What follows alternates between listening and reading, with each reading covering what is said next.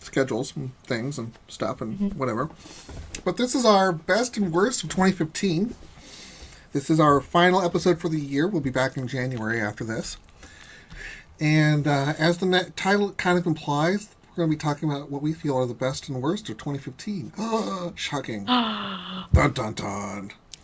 I am your host, Drew, as always. I'm trying to fidget with my shirt because I'm wearing two shirts and it's too damn hot in my house because I had the heat up too high. And above me are my beloved co-host, CC. Hi. Hi. And the mouse. Hi, and for the people out there, I cry too. Okay. I'm so glad. He cried while making his lists. And I checked it twice. Yeah. And yes, I'm going to eat on the air because I just grabbed my food. He tells me he was behind someone on the McDonald's drive-thru going, get the fuck out of there, let me pass through, don't you know who I am? Well, I didn't quite say it like that, but let's just I put it this have way. to be on the air. Don't you know who I am? Oh, please, it had nothing to do with being on the air. Absolutely nothing with being on the air. All about just being hungry. It's all about I believe in drive-thru etiquette. Do not go through the drive-thru and tap your chin and think about what you want to order. You're in the drive-thru. That's the fast lane. You better have decided.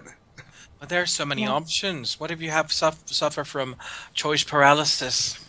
Well, See, this is why I think they need to put the menus for drive-thrus not right at the speaker, but before there.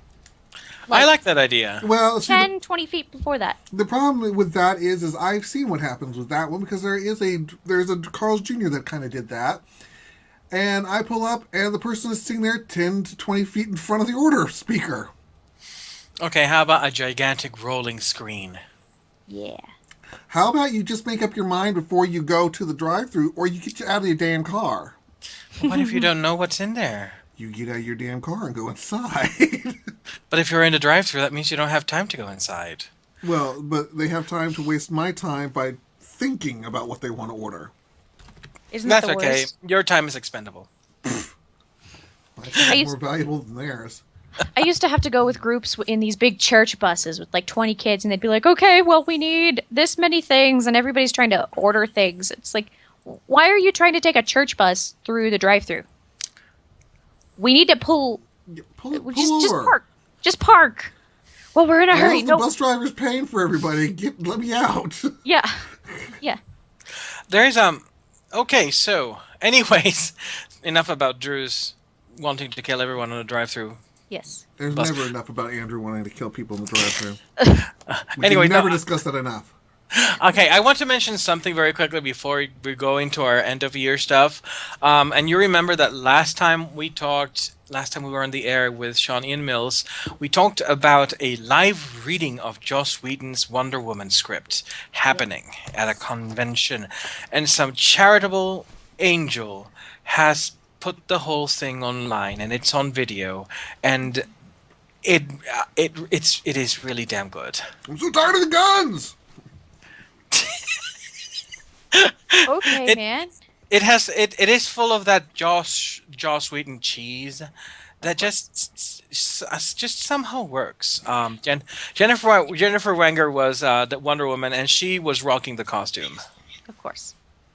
I just need Gina Torres as Wonder Woman. I know. Heck, for me, Gina Torres or Gina Carano would have been a perfect Wonder Woman's. I speak English good. Mm-hmm. Maybe if I didn't have, maybe if I went for like full Ricky Ricardo, people would forgive me for my grammatical problems. I just The problem is that your English is just too good. I just remember your comment about Gal Gadot in the with her hood up, and I'm like, yeah, that's Wonder Girl. Yeah, she looks like a 12-year-old girl, but it's. We will see, but we will talk about the movie later in the year in the podcast. Later in the episode. But I do want to say that I was actually very, very happy with the reading of the script, and now I know that even if the Wonder Woman movie disappoints me, I will always have this reading to remind me of what could have been. What could have been. Now I gotta move your head keeps going higher, and it's not your fault. It's the camera's fault. Yeah. Although it's kind of funny though. Someone posted, 10 minutes in, it was confirmed to be a Joss Whedon script with a single sentence. She is barefoot, because he does have a bit of a thing with barefoot women, doesn't he? Really? I thought that was just Quentin Tarantino. No, Joss Whedon and Quentin apparently have Something in common. parties. Parties? Let's just stay there. Let us not move forward in that direction. But Oh, okay, I don't need to know. nobody needs to know, really. But Okay, so just for the people who are watching, and let me explain how since this is the first time we've ever done it, because we didn't exist this time last year, we started this year, so we are the best and worst young of and ourselves. fresh things. We're young and fresh things. We are. Oh, beautiful mystery of love. Okay. Stop. Yeah, Okay, yeah. So, basically, we're going to start with, we have two categories. We've broken it down into two categories. We have our games category, and then we have our media category. Games will obviously include anything video game, board game, hardware-ish related. And media will include anything from comics to literature to TVs to movie. We did this because we have such wildly varying tastes that I would have been able to talk for days about board games, and say Drew might not have been able to. However, when they got into comic books, I would have just been quietly sitting in the corner not saying anything, because not that I don't like comic books, I'm just not that well versed in them. And yet. she doesn't have time. She's an opera star. Well, I have lots of things to do. and I mean, quite honestly, if you don't read comics, how are you going to pick a best and worst and what you're looking forward to? Because Exactly. you don't care. You can It's go by not that I cover. I don't want to say that I don't read comics. I am just not super up to date in the first. I'm not a comic book nerd. I enjoy comic books. I'm not a comic book nerd, which means that it would be kind of weird for me to try to say best and worst. I have no idea what I'm talking about. You could go. You could always go like, well, best. Like, I really like this cover, and I think it looks a little pretty. So this is best. And Yeah. like this, like, oh my god, like this is the worst. That's how I. Yeah. That's how I pick football teams. Oh my god, their jerseys are so clashing. Yeah. Oh my god. Yeah, exactly. So, yeah. So basically, we're going to take each category, and I rolled a dice, and I get to go first for games. And we're going to do our honorable mentions. So basically, those games that did not hit the top two or bottom two of our lists. Then we'll do our top two, our bottom two, and then what we're looking for 2016. So let's go ahead, and I will start off with get the little buttons to work again. First honorable mention: Fallout 4. Dun dun dun dun dun. Big Now- surprise. Now, why is Fallout 4 not one of my top two? Because I have played it and I do enjoy it. I'll go into that in more detail, but Fallout 4 is one of those ones. I have never played any of the previous Fallouts, so this is my first exposure to You heathen. exposure. My Explosion. first exposure. Exposure. Keep it PG, people. I've coined new terms today. Exposure. Explosion. That sounds like something like a fragrance Calvin Klein would have come up with. It does. Exposure. It does. By Calvin Klein. Explosion. Calvin Klein. And the commercial will be like some crazy lady running up and down the stairs, waving her arms in the air and just getting drenched by this wave of golden water that is the spray thingy. And yes, Yeah. I am brilliant. See, I now I almost want to do Exploding Kittens as one of my top. Yeah. But anyways, as I was saying, I've seen Fallout 3, I've seen Fallout New Vegas, I've seen them played, and Fallout 4, like I said, good storyline, excellent graphics. It's a good continuation of what I feel is a interesting and worthy franchise.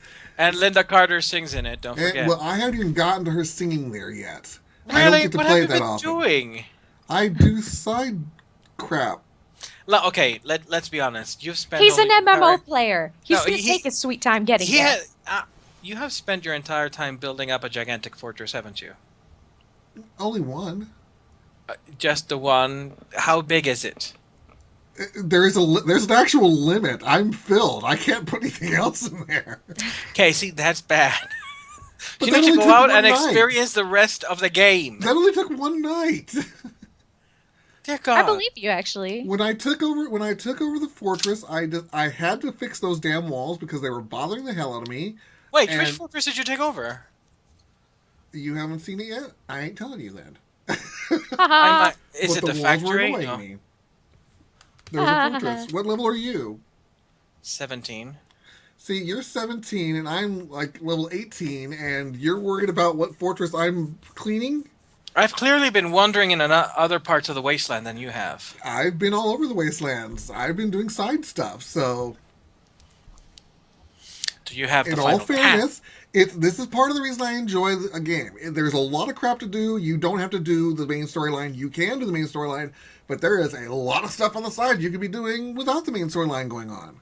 Yeah, admittedly, I have been doing the storyline as well. I just got distracted, and I wanted to take a look at what the world looked like. You see, I, unlike Drew, am a true Fallout player. Not really. I hate those labels, but I've actually played all of the games, yes, including Brotherhood of Steel. Um, and GOG is a beautiful thing. You can always catch up on the Fallout games you missed by going through GOG.com. But you still haven't played Fountain of Dreams. I have. Well, why would you?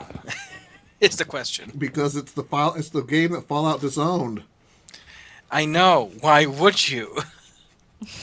Just to say I have. That's like watching the Star Wars holiday special. It's just, it's an act. Well, it's an endeavor of pain just for bragging rights, and the bragging rights don't really give you that much cachet. People look at you and go, "Oh, you poor fool." Mhm.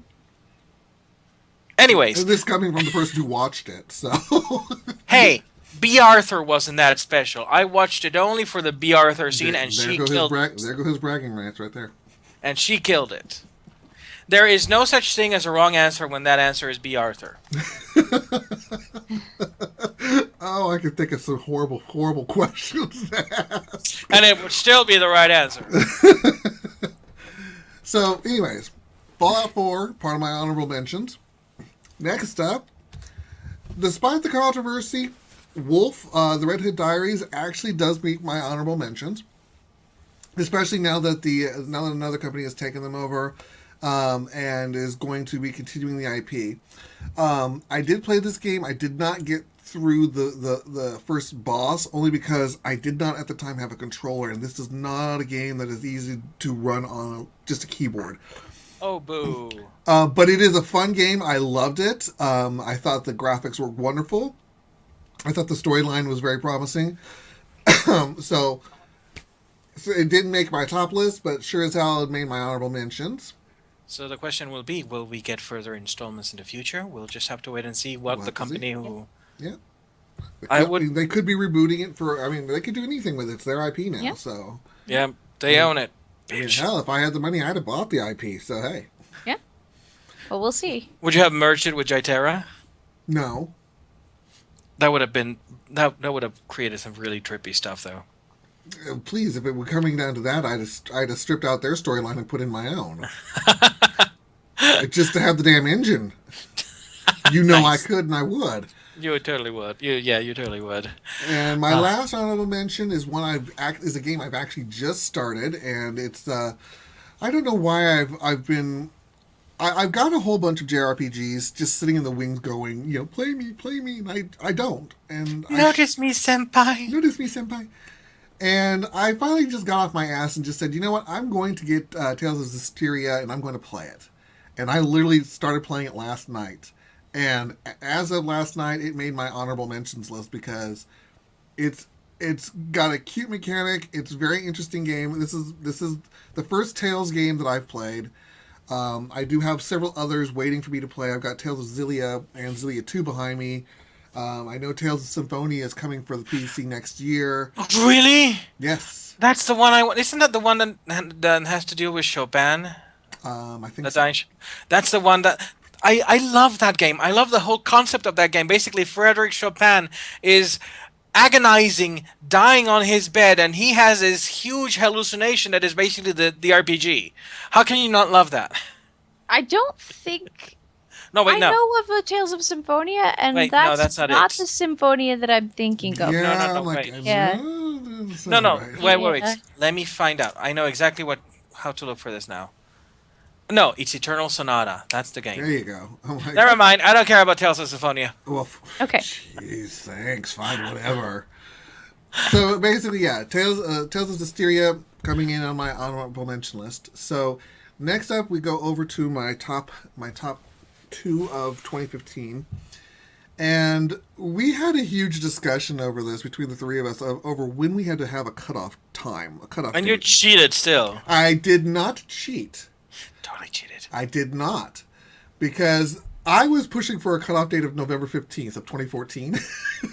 And we said that's a really arbitrary, like, random date. That doesn't Yes. make sense. So they basically nixed my idea for that. So I think we decided ultimately December 1st of 2014 just because, The Christmas season, and then we are in December. yeah. So basically we do this December to December. So I couldn't pick the whole game, but I am picking the DLCs, the Dragon Age Inquisition. All three of them. So Descent and I did forget what they're all called, but basically, as much as I love the game, these just basically helped round the game up. Now, Jaws of Hakkon, I didn't care for as much of the three, but as a whole package, I think this is one of the best games I have ever played, ever in this universe, ever. Really? That good? I have not. I started playing it. I started playing Dragon Age Inquisition, and then I had my boards for graduation, and then I stopped playing, and I haven't played it since. I upgraded to Windows 10, stuff got uninstalled, so maybe I should pick it up again. Well, also keep in mind that my opinion is probably a little bit colored by how much I paid for this game. For those who don't know the whole story, I bought the game not realizing that my PC at the time could not play it. Oh. My laptop could play it badly, very badly, very slowly, very, very hesitantly, because it requires a quad core, and my laptop only simulates a quad core. It's actually a dual core. So I was pissed off at that. Then I said, fine, I have an Xbox 360. It's out for the 360. I went and bought it for the 360. Now, this is, mind you, the first time I bought it was the collector's edition for the PC. Ooh. So I already bought the collector's edition, so now I have to go buy another copy for the Xbox 360. I put it into that and find out can't play it on the Xbox 360 because my Xbox 360 does not have a hard drive.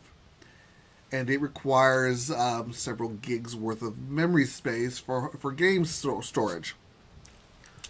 And then I went and got what I thought was a suitable hard drive. That did not work. I had to go and actually buy the actual hard drive.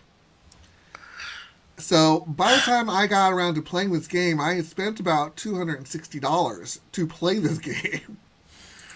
Damn. And so for those who know me on stream or on Twitch, I started playing it on the Xbox 360, and then I just said screw it and completely bought a brand new PC.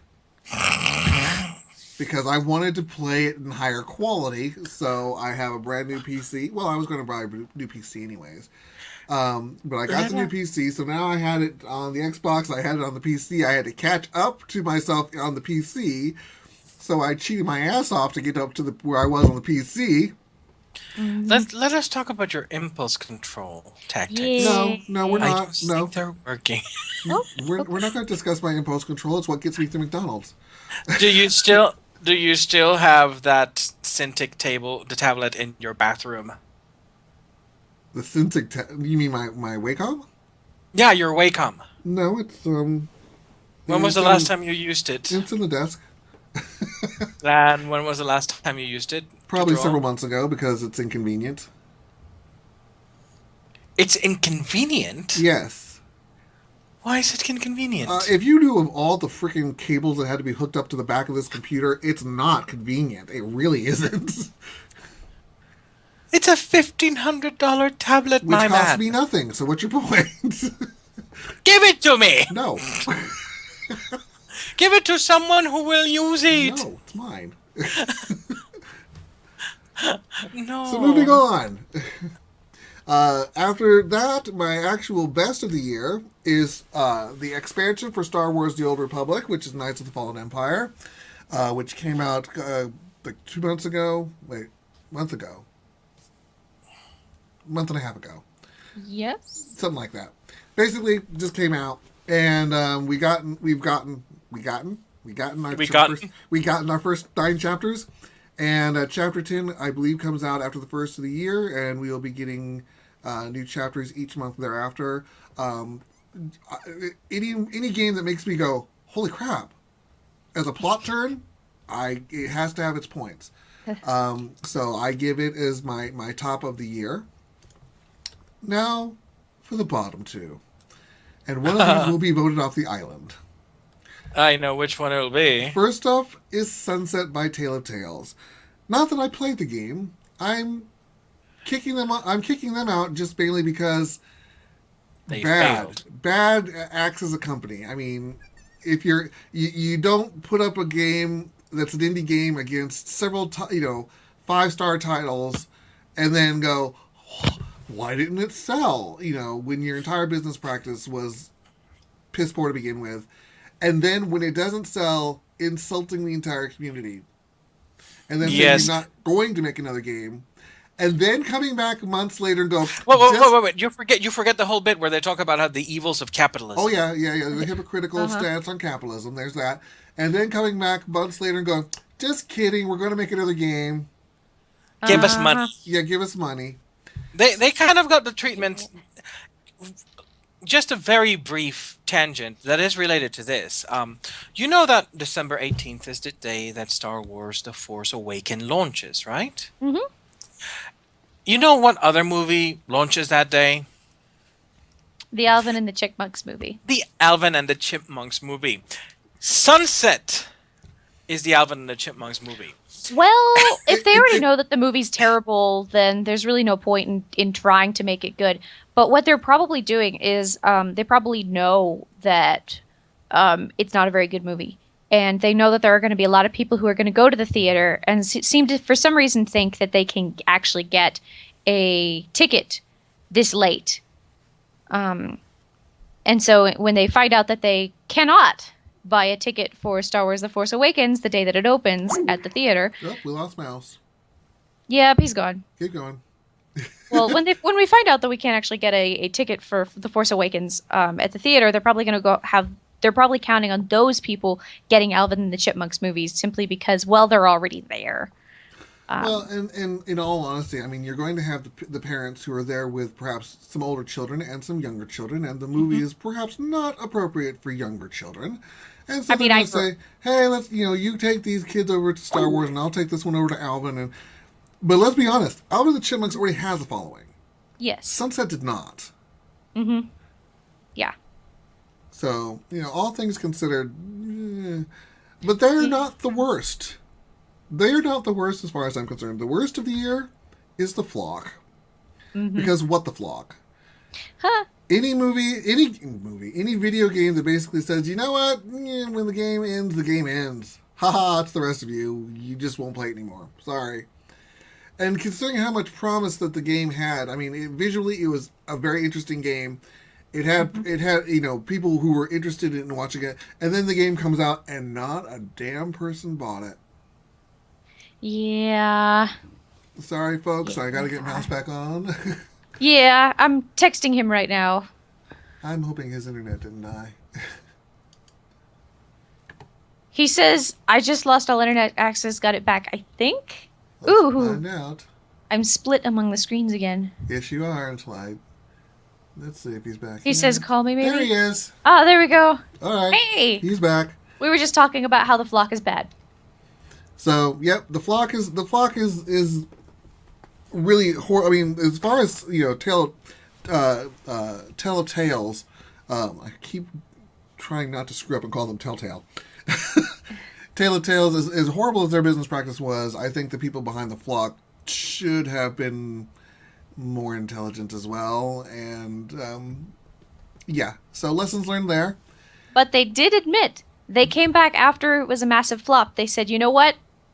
This was a terrible idea. Lesson learned. The lesson learned. So Good for them. All right, so on to my real quick, my anticipated for coming year. First up is Scalebound, which I believe is coming out to the PS4. No, Xbox One.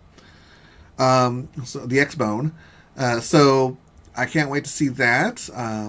World of Warcraft Legion, Dishonored 2, and this last one's a long shot. I don't know. They haven't given us an official date on this one, so I'm just kind of hoping. But Kingdom Hearts 3.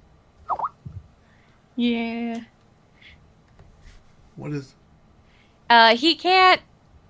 I can't tell if he can't hear us as well. Oh, he says he can hear us, but for some reason he can't talk.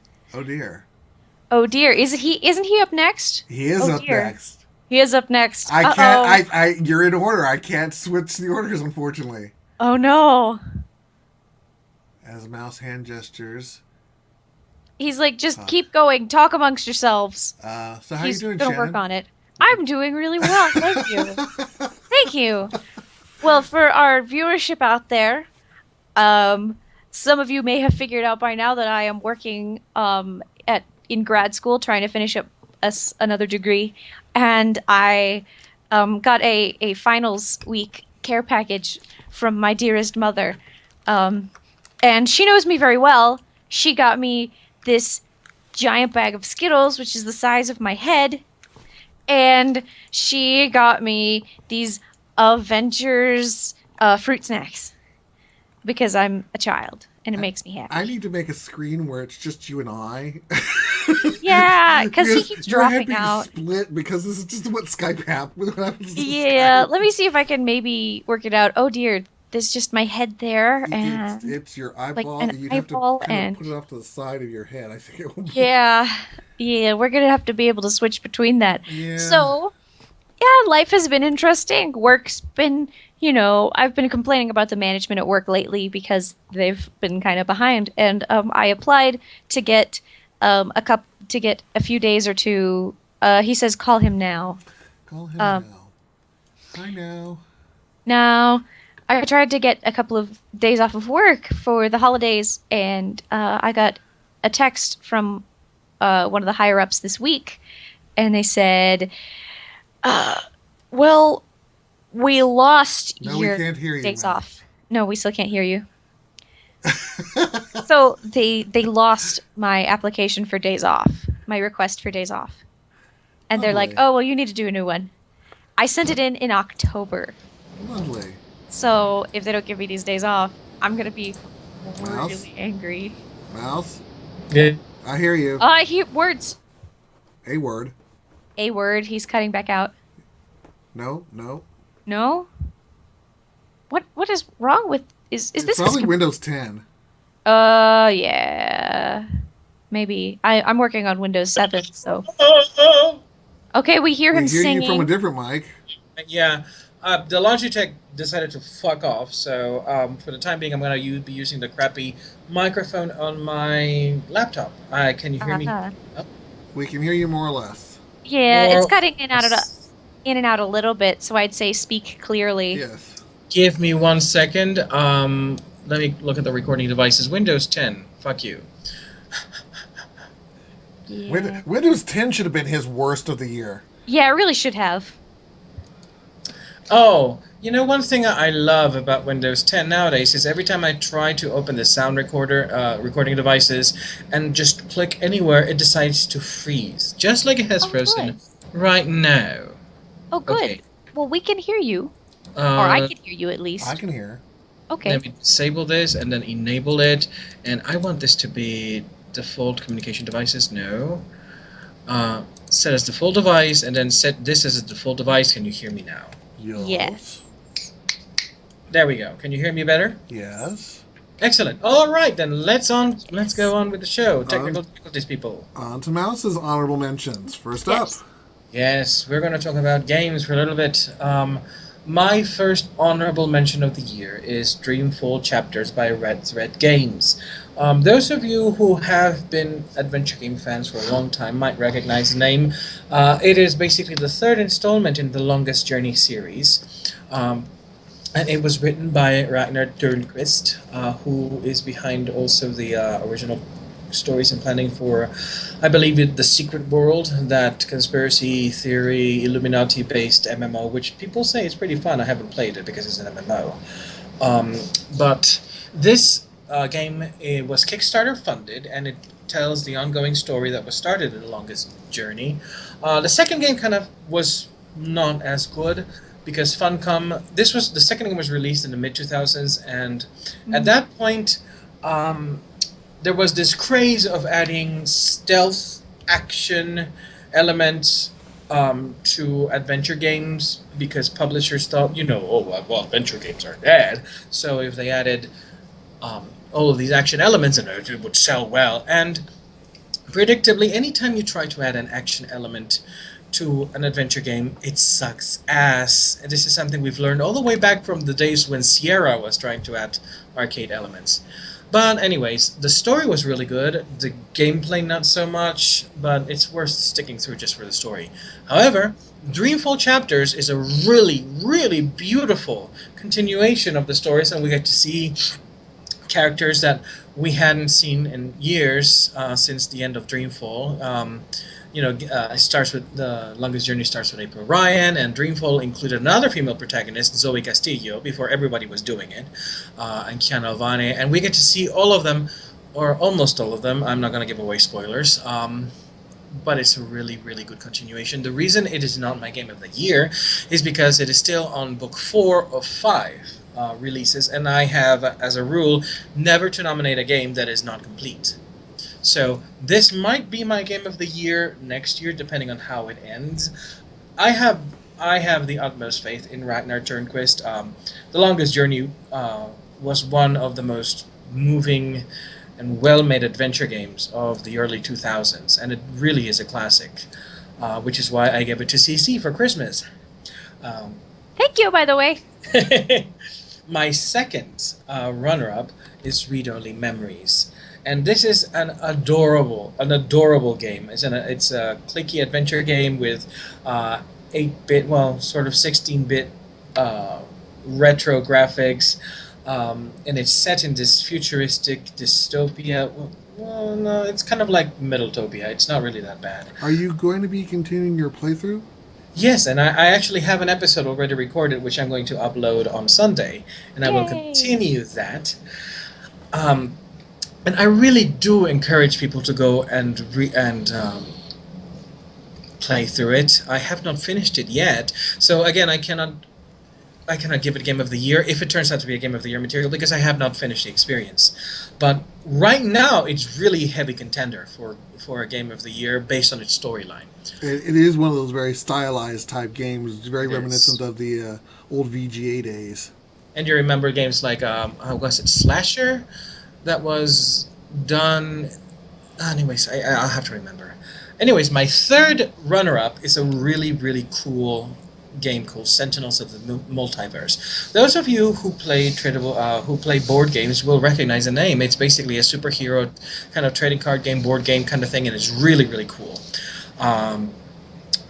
They've created a Steam version of it, which came out earlier in the year, and it has released several expansion packs already, and it has shaped out to be a really fun experience. The beta now has multiplayer, so we can actually do a versus. CC and I, we could totally do a versus with it, and it's a lot of fun. That'd be fun.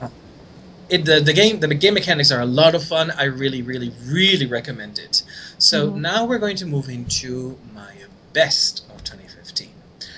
And for games, this should not be a surprise for anyone who has been reading my Twitter feed or my Tumblr blog, which I don't post nearly as much into as nowadays because I get scared by all the crazy people. But you're afraid of the snowflakes? Yes. Mind you, they're sane people, but I just don't really find it worth the time to deal with all the crazy.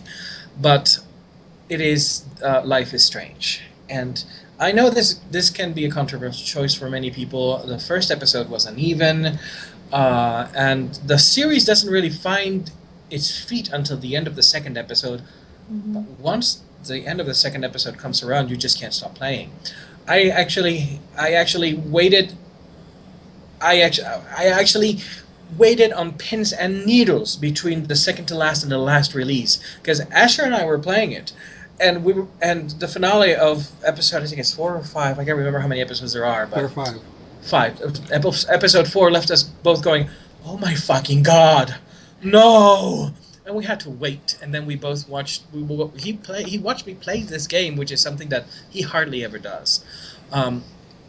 The reason why I nominate Life is Strange as my game of the year is because it is not an even experience. It has some faulty writing here and there.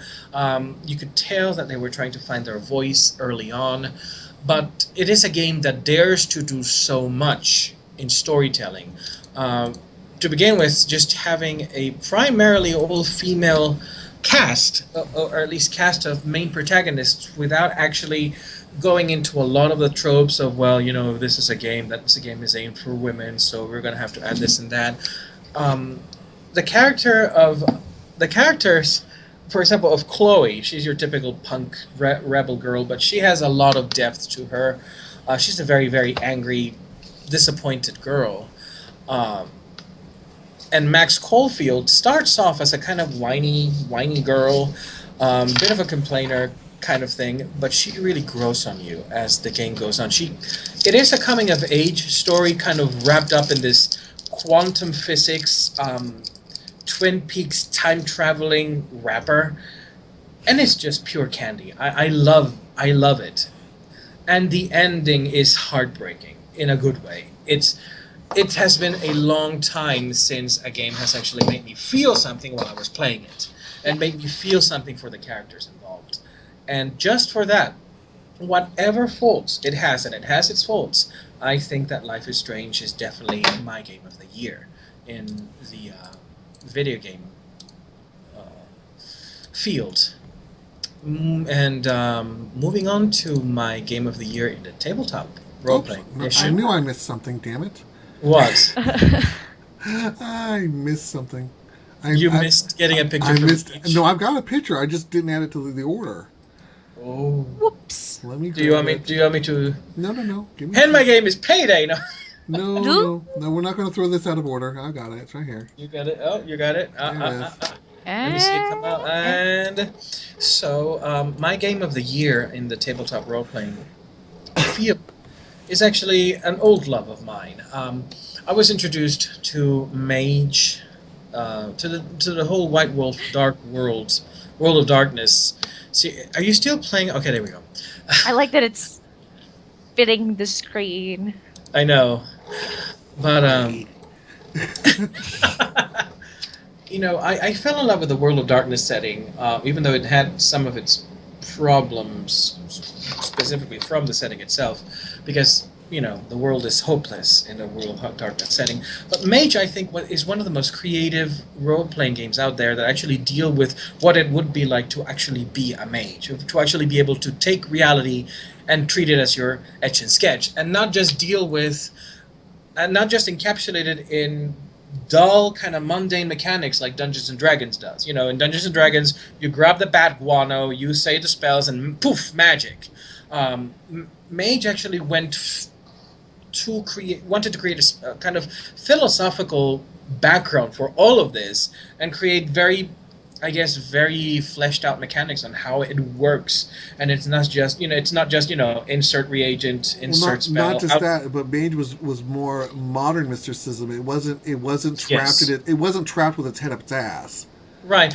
You also did have the Renaissance, the Middle Ages version, Mage's Sorcerer's Crusade, but But they tried to wrap the understanding of magic into a more Renaissance modern parlance. concept. Well, no, they actually used Renaissance parlance. They were actually talking about quintessence instead of prime, and because for a while I had no life, and I was very heavily into reading Renaissance manuscripts and texts, and a lot of theological tales, which is why I know about what we talked about last weekend with CC, I was telling her that for a time there was actually a whole movement in the Catholic Church in the Middle Ages about angelical magic, and you actually had this entire theological field that dealt with how you could summon demons and force them to do your bidding, how you could summon angels and win the favor of the angels, and how they created this whole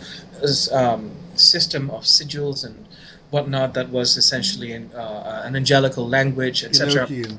Although I don't know anybody who's seriously thought to themselves, you know what would make this situation better? Summoning a demon! That's gonna fix I can think of quite a few people who Well, I don't know anybody who would do that and like that whose opinion I would, I don't know, value. So, anyways, my pick of the year is actually the Mage 20th Anniversary Edition, which is an enormous book, 600 pages, easily. I have the PDF version because I am not made of money, and the PDF version is a lot cheaper on drive-thrurpg.com. But it is a thing of absolute beauty. It's not a retrospective. It's not just regurgitating 20 years worth of Mage. But they actually went back and fixed a lot of inconsistencies, a lot of issues, and they've actually created a lot more freedom. It's not the World of Darkness anymore. It feels like the World of Darkness, but there's a lot more freedom to it. For example, in the World of Darkness, it was pretty much a given that the technocracy was winning the Ascension War, and that magic, always had to be low level, coincidental magic, because otherwise you would incur the wrath of paradox spirits, etc. This edition includes the concept of geographical magic zones, because you have countries where the belief in magic is still pretty strong, and countries where mysticism and a lot of religious ideas are still very strong. So, for example, you could go to places in the Middle East and you would be able to actually work higher level magic without incurring paradox spirits, because you are actually in a magical geographic zone that it has more tolerance. So the technocracy isn't winning the war. It's winning it in some countries, and it isn't in some others.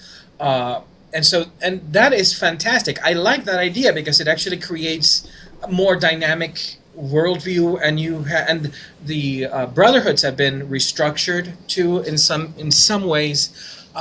All in all, it's a fantastic edition. I do know that they're trying to work on a werewolf 20th anniversary edition, which includes all of the changing breeds.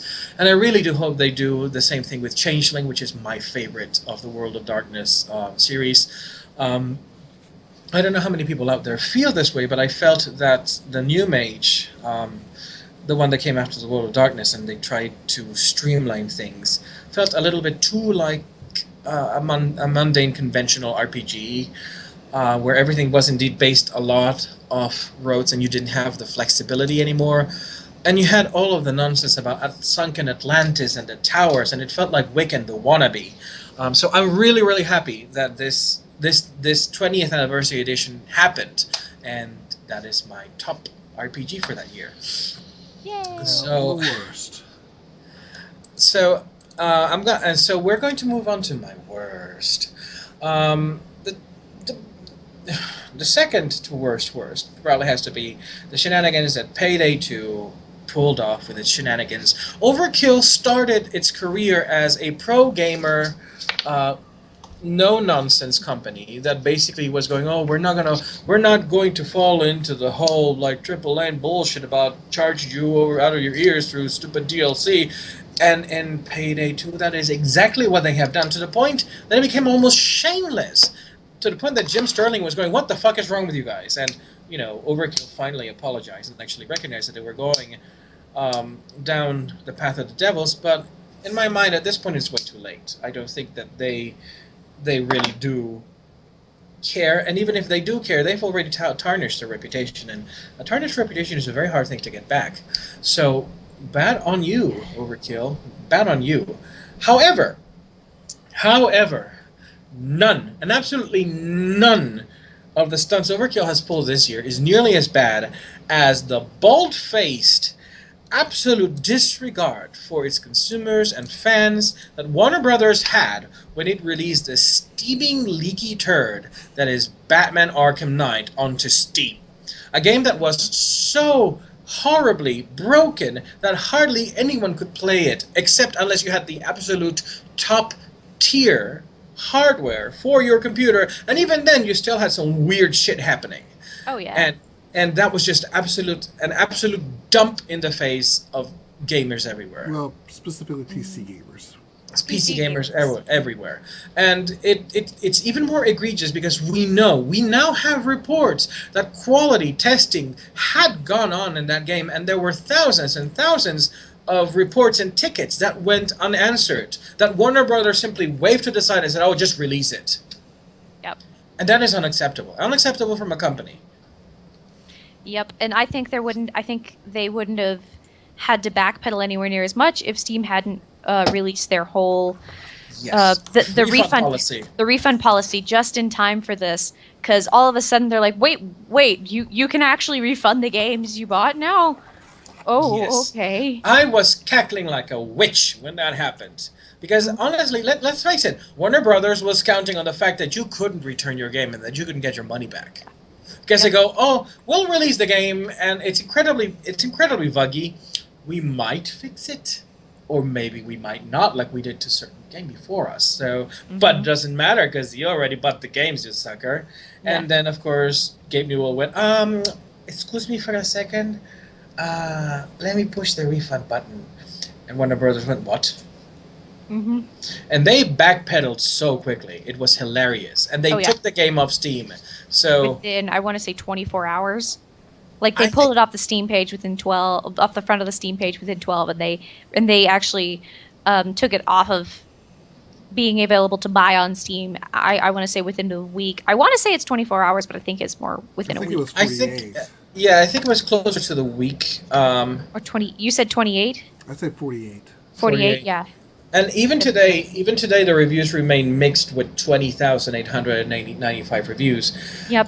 Because they re-released it. They released it again, but it still has issues. Mind you, it's a lot more playable, but it's still a broken. It's still a broken doll. They're still missing tons of texture things. They're having all these bizarre glitches all the time. It's playable now for most people. Yeah, which is not the same as enjoyable. Yeah. So, again, Arkham Knight takes the turd of the year, and shame on fucking you, Warner Brothers. And now we move on to my anticipated things in 2016, and because I don't want to kill Drew's order, I'm not going to do the segue that should have followed this. Sorry. But I was busy. My top anticipated game of 2016 is actually Hero U Rogue to Redemption. Yeah. Laurie and Corey have told us that it will be released in 2016. Knock on wood, because it has been 3 years in development. But and again, go watch the interview with them on YouTube. Yes. You guys have to go and watch our interview. We interviewed Laurie and Corey Cole, who are legends of game development and game history. Laurie Cole is one of the first and original influential female game developers. And they're absolutely lovely people. They're I talk with Corey and Laurie a lot when they're not busy, because they do disappear for days because they're working on a fucking game. But I'm really, if it is released this year, this coming year, that is really my most wanted game of the year. Because just having Laurie and Corey back making games in the vein of the Quest for Glory series is really a treat. It's really a treat, and I'm looking forward to this becoming the tetralogy or pentalogy. I forget. Allergy. Moving on. The witchology that they plan with having a different hero class for the subsequent games, and the last game getting them all together. I don't know if the plans are still there for that. They do plan on making more games, so once this game comes out, we're going to have to bust publicity on this. I still think they need a culinary class, because I think that would still be awesome. They should totally have a chef hero, a gourmet hero. I'll tell them about that. But yeah, that'd be fun. We did talk about it during the interview. So I know someone has to make those health potions. They don't just mix themselves, and someone has to make. They can mix it. They just add it to alchemy. Yeah, add it to alchemy. That would be so cool. But yeah, they have put a lot on this game. I think they even remortgaged their house just to get this game out. This is how committed they are to Yes. get to, and it's a nice thing. I want them to be successful. So you people out there who are watching us, when this game launches, you go buy the shit out of the game. And any financial stuff that they've run into is not because they're inherently bad business people. It's because the industry has changed a lot in the, 10 years since they've been gone. And so, however much money they used to be able to use a game, they required much, much more than they actually anticipated. So, Well, they also were aware that the Kickstarter would only amount to a certain yeah. portion of the funding, because they're realistic with how much things cost. The remortgaging is just so that they could actually pay the people that they employ, which is such a nice thing considering what some of the developers have pulled. And not just that, but again, for those who watch Kickstarters fail, transparency is the key element. Yes. Here. They came, they said, here's what we need right now. And when they came back for the second, which was still a successful campaign, they came back and said, okay, here's what we've gotten, and here's what we need to go forward. Yes, Yep. and it's also a different thing because the original drive was for a different game. I mean, it was Hero U, but it was much smaller in scope. But and this is what Laura and Corey say. It's they had so much feedback from their fans about what they wanted to see and about the level of experience that they wanted, and the fact that they had to change engines, that they decided to go, okay, well, let's make this the game that we want to make. The original vision that we had for this game, which Now, speaking of games that people want to see, oh yes, we're moving on to the next game, and I had just recently talked trash about Warner Brothers' release of Arkham Knight. Well, now we're going to talk about Batman by Telltale Games. They just announced that a Batman game is being made by them. And this means that at least in 2016 there will be one Batman game coming out that won't be a buggy, unplayable piece of shit when it launches. And Telltale Games has been... by now they have established themselves as one of the best storytellers in the business, especially for action-adventure, mostly adventure with a little bit of action games. And what I like about this is that Arkham Knight has given us the action Batman. We see him grapple, we do all of that stuff, all of the Batman games that have been developed by this company.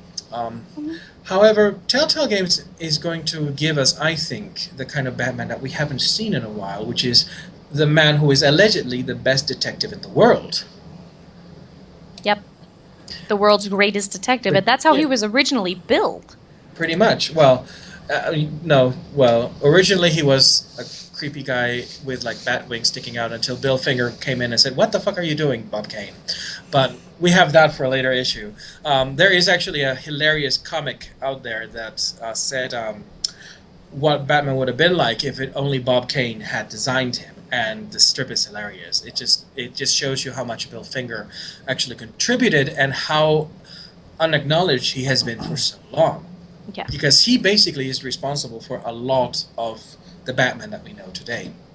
I'm just referring to the fact that Batman was originally, like, the first appearance of Batman was, what is it, the world's greatest detective comics number one? Yes. And he is supposed to be the world's greatest detective, and we haven't seen that for a long time. And I think Telltale's has a really good opportunity to focus on that. And they do such good work. They really do such good work. And I hear that the work they have done with the the Minecraft game is really outstanding. Even to the point where you actually have truly branching storylines. Like, the choice you make at the end of one episode really changes everything you see in the next episode. Like, entirely different locations, entirely different characters. For a Minecraft game, too. I haven't played it. I mean, I've played The Wolf Within Us. I am playing... The Wolf Among Us. The Wolf Within Us. No. Yeah. I'm like, what? Yeah. It's a special day today for me. For some reason, it brought back memories of Altered Beast. Anyways, no, The Wolf Among Us, which was absolutely outstanding. I am playing through Borderlands, and it's the first time in my entire life that I've actually been entertained by Borderlands. I was bored to tears by the first-person shooter, but their game has actually brought the world to life and actually given it, it's more than just a nice little place, a background to shoot people in.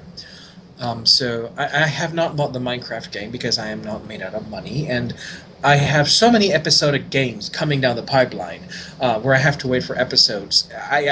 Starting another one is just going to overwhelm me. So once I'm done with Borderlands, I will start the Minecraft game. I'm not playing the Game of Thrones game because I am not a fan of George R. Martin, and people will hate me for that. But I in think any it's case, very strange, but but here's the thing. Another episode. We'll talk about another episode. We'll get into that. We need to move on to CC's section yes, soon. yes. I do not think he's a bad writer. I just leave that there. I don't think he's a bad writer at all. I am just not a fan of some of the things he does because of my particular preferences in storytelling and, character development. But, that's the reason I'm not playing it. But I'm looking forward to Batman 2016, a Batman I actually can play. Okay. All right, so moving on to CC's selections for games. First up, her honorable mentions. My honorable mention is Kings of War. This is by Mantic Games. I tried to split my games into board games and video games, try to evenly, so I should have one of each in this gaming category. And Kings of War by Mantic. I am a fan of Mantic. I like Mantic because they basically look at Games Workshop stuff. They say, wow, you have a really great product, but nobody can afford this. I'm going to make this. So they try to make it so, yeah, the models aren't as high quality, but they really end up with some really cool stuff. And I've heard nothing but wonderful things about Kings of War. Everything that I've seen, everything that I've read is just great. They've even been talking about replacing, in the national tournaments kinds of things, they've been talking about replacing Warhammer Fantasies, or what it's become Age of Sigmar now. They've talked about a lot of people are just fed up with that, and they want to play Kings of War because that's far more like the actual gameplay that they're used to. It's the gameplay that they want to use. It's the tournament that they want. So yay, Kings of War, and good for Mantic Games. I think Mantic Games has a lot of great stuff, and they've actually done really well with certain things that Games Workshop didn't really be able to make work very well, like Dreadball is the Mantic Games version, and I can't remember what the Games Workshop version is, but it's basically Warhammer Soccer, Warhammer 40k, but soccer. Blood Bowl or something like that? Yeah, Blood Bowl, yes, I think that's what it is. But they've managed to make it, but they've had a lot more success with that than Games Workshop ever did, and I think a large part of that is the pricing. And really, everybody that I've talked to who's stopped playing Warhammer or Warhammer 40k, it's not because they dislike the game. It's not even because they don't like the players or anything. It's because it's too expensive. So yay, Mantic Games. And they're really good about trying to let you use your Warhammer models so you don't have to sell anything, or it's fantastic. The next honorable mention in my category is the Talos Principle. This, I actually had a very hard time but choosing between this one and my number one for the top video game. And I chose the Talos Principle as the honorable mention rather than winning, simply because some of the puzzles get a little bit, okay, I've done this before. Let's following the same, figuring it out over and over again. And it was a pretty easy, I don't want to say that it's an easy game, but it was easier for me than I would have liked it to be. I don't know. I expected it to be a little bit more challenging, but I also haven't played their DLC. And from what I understand, their DLC is an actual, I forget what it's called, but it's more of an actual expansion pack. And that this is the kind of thing where they do DLC right. So I'm pretty hot on that. I'm a fan, and it's actually a new game. It's not just, we created 3 new puzzles. It's, look at all this fantastic stuff. We created an entirely other world for you to do. We've made the puzzles harder. We've done this and this and this, and it looks like a lot of fun. I haven't actually played the expansion, though. Great game. I love the philosophy. It's a little bit pretentious, but so am I. So I really loved it. Talos Principle. Yay! For my best of 2015. For tabletop, it's the Horus Heresy, 30K, because it's Games Workshop actually doing something right. And as somebody who used to work in a game store, in a traditional game store, working with Games Workshop can be infuriating. For their new rule books actually didn't get shipped to us on time because there was a problem with the Memphis distribution center. And so everybody, like, in the surrounding states, I'm not just talking about the Memphis area, I mean states out, like as far as near Texas kind of stuff, did not get their books until nearly a week later for the newest rule books. So, Games Workshop is the worst. When people say that, they really mean it. So, when they came out with Horus Heresy, everyone was really excited. It's $30K, but they actually listened to what some people have been saying. They're saying these models are too expensive. They've had Horus Heresy, they've had Horus Heresy stuff, they've had $30K. It's been very popular, but it's all metal models. And so now that they're introducing plastic models, everybody was thrilled. This is because it's plastic models and it's way more affordable than everything else. And this is a really hard game to get into. So this is one of the best business decisions they could have ever made, is actually making affordable games. You know? Affordable. Isn't that crazy? Affordable? The bastards. The bastards. Surely they're insane. Games are for the elites. Yeah. The rich. Yes. And I am more of a miniatures tabletop gaming person rather than a board gaming person, not because I don't like board games, but because I can only pick one and everything's really expensive. So I do have fewer tabletop. And honestly, with tabletop games, there's a level of personalization that you can invest in, and yeah. So yay, Horus Heresy, $30K, it's actually affordable, and this is Games Workshop actually beginning to take steps in the direction that people have been begging them to go into for years. So, good job. Good job, guys. My next best of 2015 is the new expansion pack for StarCraft 2. I know everybody's shocked that I was like, Blizzard! I love everything Blizzard. But the Heart of the Swarm expansion, Legacy of the Void, I've heard it's nothing. It's fantastic. The gameplay is exactly what you want. The storytelling, it does the StarCraft 2 storyline justice. And sometimes, yeah, the writing is a little bit campy. I mean, it's Blizzard. I mean, you know, it's gonna be a little. You bit... expect that from Blizzard. That's their style. Exactly. And everything is wonderful. They do they do a lot of justice. I really like what they do with Kerrigan, the character. They make her, rather than, I am crazy and I'm just gonna kill people, you know, they do really well with making her an actual character, and you begin to become more invested in these different things, in the different storylines. It's just really great. Legacy of the Void, fantastic, guys. Like, no complaints. It's wonderful. And like I said, this was very close between Legacy of the Void and the Talos Principle, but I think I chose Legacy of the Void simply because it's just a little bit nicer. Just the tiniest bit, but very, very close. And again, I needed to put Blizzard on there because I love Blizzard things. You know, it's just great. Fantastic, guys. Good job. And now for who you're voting off the island. So this may seem like a little bit weird. It may feel like we're picking on Batman a little bit, but I kind of chose this particular Flux at random because I don't understand why is I told Flux. her she couldn't. I wanted to choose the entirety of Flux and just say no. Why? Because they're coming out with all these new Flux. Like, they came up with like 2 or 3 expansion packs and new versions of Flux. It's the same game over and over again. Why is this still popular? Why do people still buy these games? It's not a good game, in my opinion. It's based entirely on luck. I mean, if you have fun with that kind of thing, but I like having strategy in my card games, you know? But here, you just give up. It's entirely... Yeah, luck is gambling, not playing. Yeah, this is gambling. You know, if I was gambling, then maybe I'd have more fun, but it's still the same game over and over and over again. I don't I'm like a Munchkin player. I've never played Flux, so... I just don't like Flux because there's no strategy. I don't care for it. I think it's just lazy, and the fact that they can pump out like 6 and 7 expansion packs and special editions and stuff like that. Like, they have Adventure Time and Batman and like that Will Wheaton and Felicia Day version or expansion pack or something. Why? Because they can. Bad Flux. Why?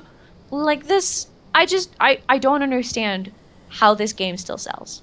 I don't, because you buy one game, you buy one of the packs, and you have the entire game. And there Like, you that's- have it. That's it. Like, there's no reason that these should exist. Is why I chose Flux.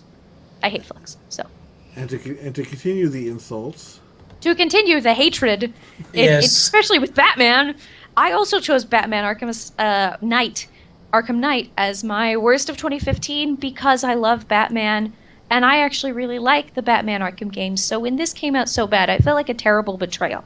I actually liked Arkham Origins. I didn't think it was oranges. I want an Arkham Yeah. Orange. it was Batman's fruit planting expedition. Yeah. Well, Laced with Joker toxin. Yeah. Poison I ivy. liked Origins. I really did. I didn't think it was great. I didn't think it was as good as the other ones, but I enjoyed it. You know, I thought it was a fun game. And so when they came out with Arkham Knight, I was actually looking forward to it. Like, I'd heard nothing but good things about it until all the stuff with the PC development stuff came out. And you can talk about how, oh, it's a great game if you just don't play it on the PC. No. No, Just that's fail. not the problem. This, even if this had been a console port that we were having the problems with, people would still be just as angry. It would just be a different crowd of people. It would be the console people talking about how it's not fair that their stuff doesn't get as much attention as the PC people. You know, And let's I be don't know honest. why they think they can get away with this kind of stuff. I mean, we went over it with Mouse's stuff, so Yeah, we don't need to go into let's talk about this for 1 second. There is this whole dawning thread, and that has happened with Rockstar games. The whole, let's not really give too much attention to the PC port. Who cares about PC play? What the fuck is wrong with you people? There's a whole store dedicated for us. It's called Steam. Yeah. We have It's actual not the only pull. store. I know. Oh yeah, But we throw money at you. yeah. We will willingly throw money at you if you give us a good product. And if you don't, we will refund your shit faster than you can say ow. Well, I mean, it doesn't even matter if very few people played the PC version, which is not true, because if with the amount of outrage, if there were only a few people playing PC, there wouldn't be this much outrage. Yeah. It's just bad. I think that the PC outrage was heightened in the fact that they released it simultaneously for console and PC.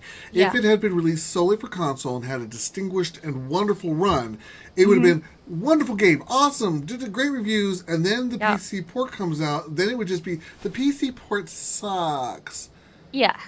But it's because they released both simultaneously, which implies that the game has equal value to both PC and console.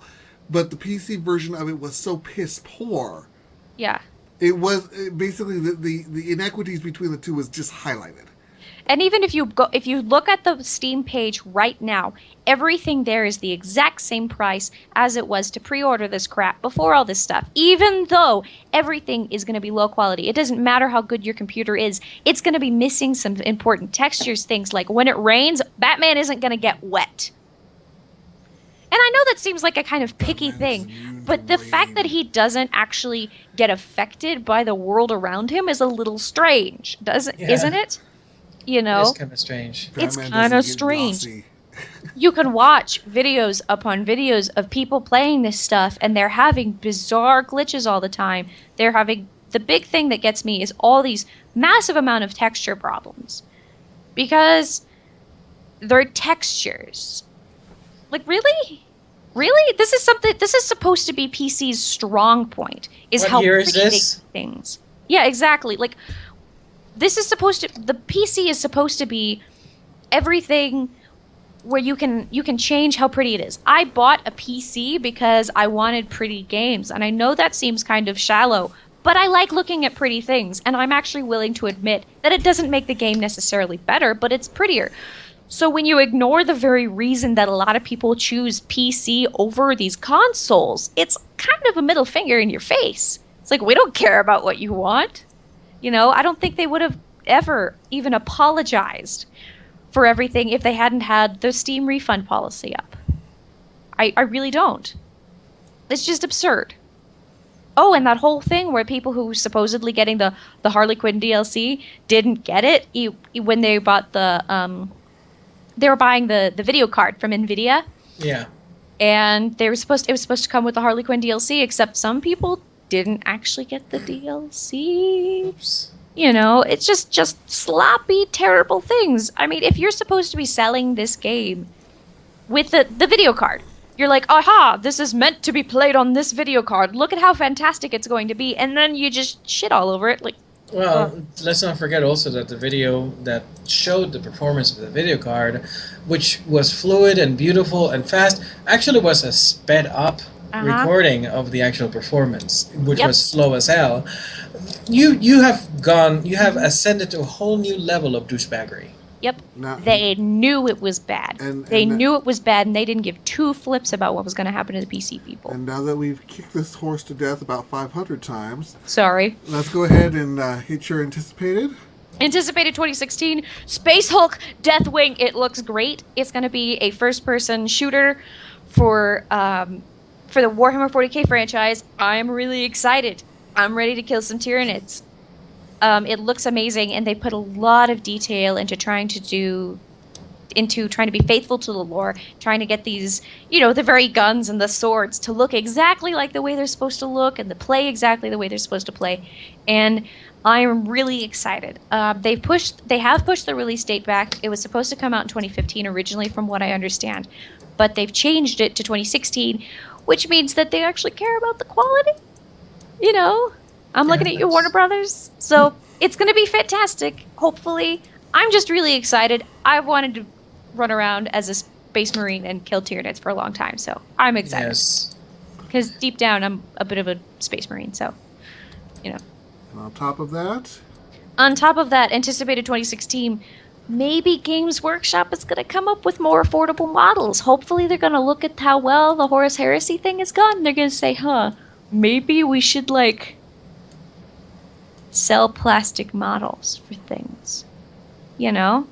See, I play Sisters, which is the worst army if you're actually trying not to spend money. So my Sisters army is actually about this big. I normally play Eldar because I can actually afford Eldar more easily because most of them are plastic. But hopefully they're going to start coming. If they can make plastic 30K, then maybe they're going to make plastic Sisters. I'm hoping that they see this success as reason to do well. Plastic Sister sounds like a porn. Sorry. It does, doesn't saying it? out loud. Yeah. All right. So moving on from games to media itself, Yes. okay. Just heads up, guys. You have 15 minutes for your section. So Yeah, sorry. otherwise we're gonna go way over time. So Mouse, you have until just after 2:30, and you're up with your honorable mentions. Sure thing. I wanted to make one very quick mention. The reason I did not choose as the worst of the year the whole Star Citizen thing, which is now at 100 million funding, is because I want to see how this ends. Well, it So- hasn't come out yet.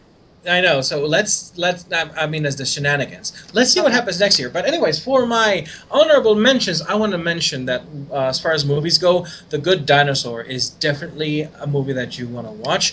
Cece and I watched it for her birthday. We went to the fancy movie theater We with did. footrests and to order meals and whatnot, and it was a really good movie. It was not like groundbreaking as people expect Pixar to be, but it was actually solid storytelling, some very good characterization, some gorgeous visuals, and it actually made me tear up. More than Inside Out did. There were actually 3 instances where I was like, "Oh my god, I'm getting verklempt." I cried I- 6 times, and I don't just mean I could hear her. She was like, and I don't just mean a single elegant tear. Solitary I mean tear. sobbing. And Yeah. I was kind of hormonal at the time, just kind of eating chocolate while I'm doing it. But it was but I really, really enjoyed it. And I'm actually planning on buying this movie on DVD. And I generally don't buy movies on DVD because I am poor. And I find them on Netflix or I just don't see them again. Yes. But I'm actually planning on getting this because I think it's so much fun. I loved it. I loved it. Yes. I loved Now, everything. about it. Moving on to my second runner-up of the year, I just want to give a big hand to Marvel Entertainment, especially their comics section. They're currently doing some experimentation going around. Right now, the Ultimates is really good, and they just did something crazy to Galactus, which we'll talk about next time.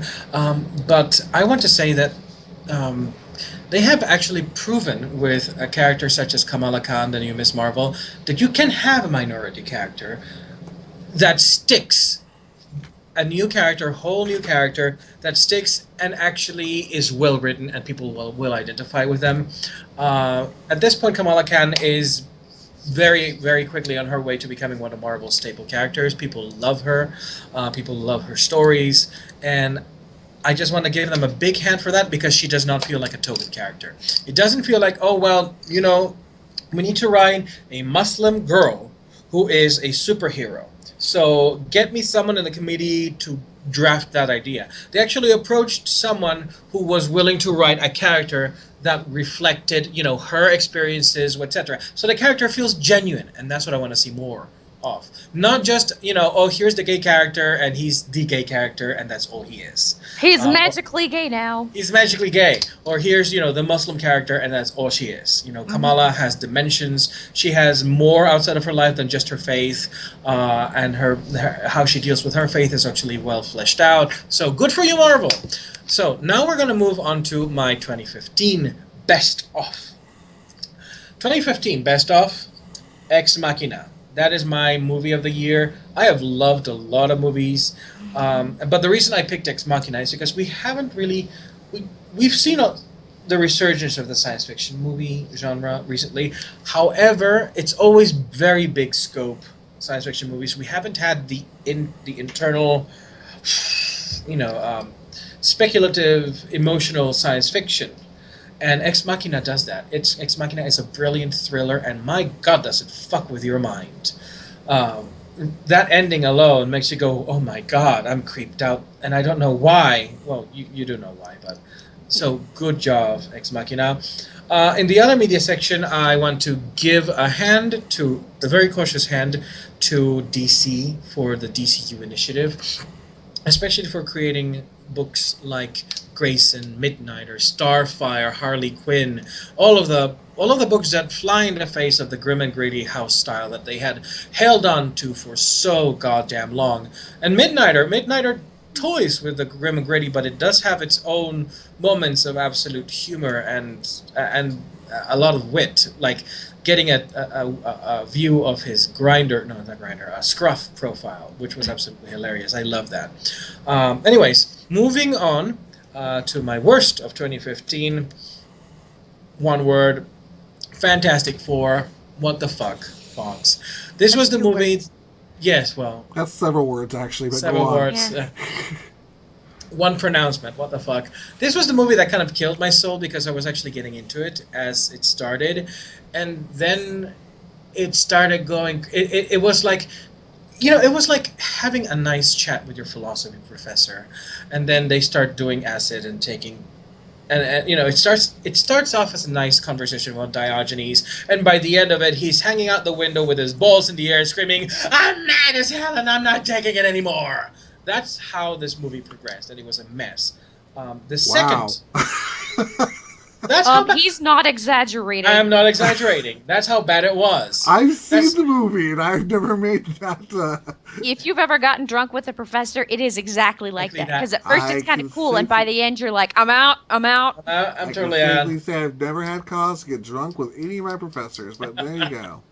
Anyways, moving on, Jen and the Holograms.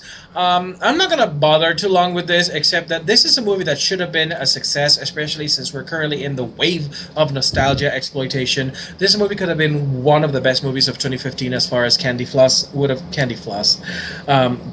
entertainment should have gone. They had a wealth of 80s things to draw from, but they decided to turn it into like the typical teenage band movie with by the number storytelling, even to the whole point where, you know, one member of the group becomes more popular than the rest of the members, and then there's the split, and then they all learn a lesson at the end, and there was actually nothing at all that had to do with Gem and the Holograms whatsoever, and Christy Marks should come to each person's house that was responsible for this abomination and slap the shit out of them. And videotape it, and then sell that as a movie. Yes, and that would do better. So, now we move on to my worst. Oh, you did want to talk about... No, we're moving to the next worst. Yeah, go ahead, sorry. Okay, because I was about to say, was that not bad. No, this is what I think. This is even worse than Gem and the Holograms and Fantastic Four. Believe it or not, DC. I already gave them a hands up for their DCU initiative. This is where I tell them what the fuck are you doing for the last year's run of Wonder Woman and the last year's runs of the Teen Titans. 2 books that should be some of the top seller books with good writers have been thrown in the hands of terrible amateur writers such as Meredith Finch, who recently in a Mary Sue very softball interview that I mentioned last time, admitted that she basically asks David Finch, the cheesecake terrible artist, and yes, I will say David Finch is a terrible artist. You go and look at Wonder Woman 46 where he draws a baby and he looks like a tiny metrosexual. The man can't draw babies. If you cannot draw babies as an artist, you are shit as an artist. Because all he draws are 15-year-old girls with beach ball-sized breasts, and every single man he draws has a ginormous fish mouth. Because he only cares about drawing titties. And she admitted that what she does is she asks David what he would like to draw for the issue, and she crafts a story around that shit. A giant fish mouth is perfect for gigantic titties. Shut up. But that's not how you do. That's not how you write a book. And the Teen Titans have been, oh my god, they have been on a death spiral that is absolutely horrible to watch. It's even worse than the 1990s Teen Titans, who had mullets and Raven was raping Dick Grayson and driving him insane and forcing Changeling to go turn into evil and devour women to sacrifices for Trigon. It's worse than that. That'll give you an idea of how bad this is. So DC, get your shit together. Seriously, you got some good things going. What the hell is going on with 2 of the properties that have been... One of them has been your most iconic, because Wonder Woman is the iconic female superhero, and the Teen Titans outsold the X-Men in the 80s and the 90s. Mm-hmm. You need to get that shit together. So, we're going to move on to what I expect out of 2016. Fortunately, same graphic. Yes, same graphic, actually, because I heard that Greg Pak, as we mentioned, is going to take over the Teen Titans franchise, and that is actually makes me happy, because I have the glimmer of a hope that he will actually manage to make them not suck and actually turn them into a good group. So here's hoping that.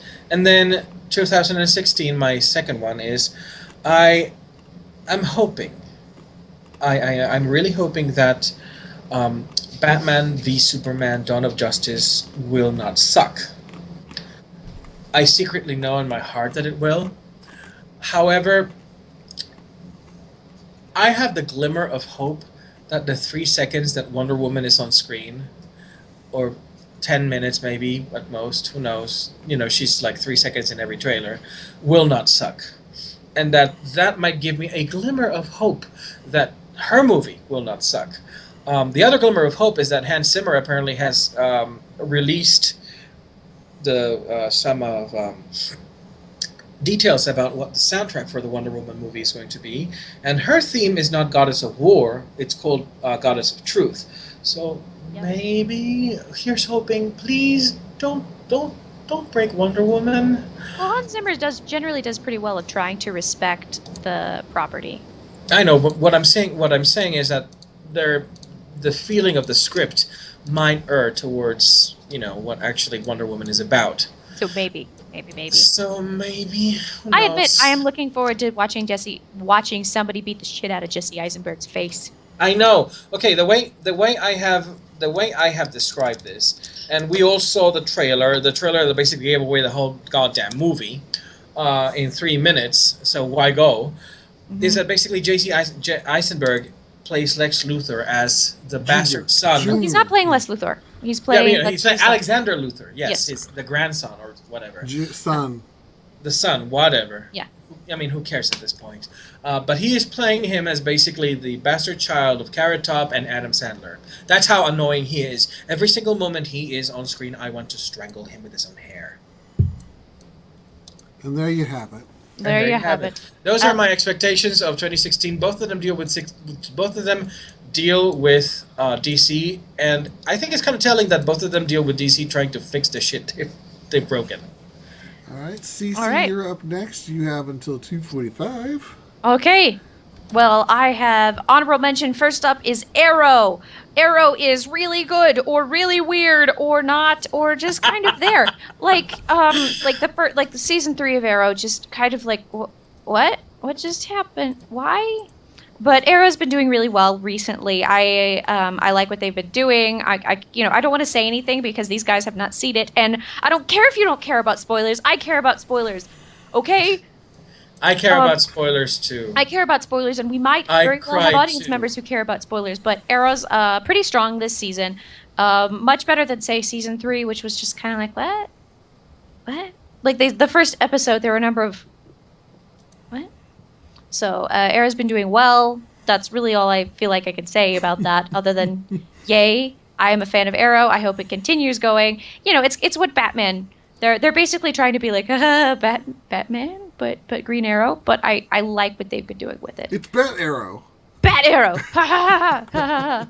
And you know they've got their instead of Catwoman, they have I keep trying to call her Siren. She's not Siren. Black Canary.